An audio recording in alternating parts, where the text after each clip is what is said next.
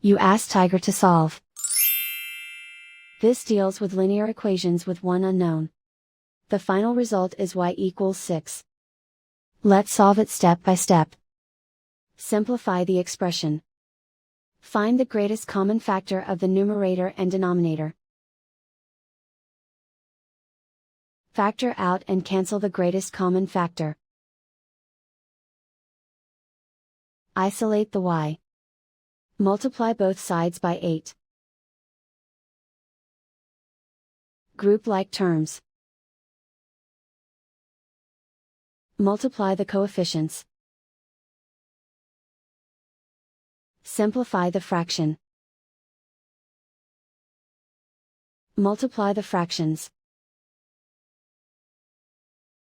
Simplify the arithmetic.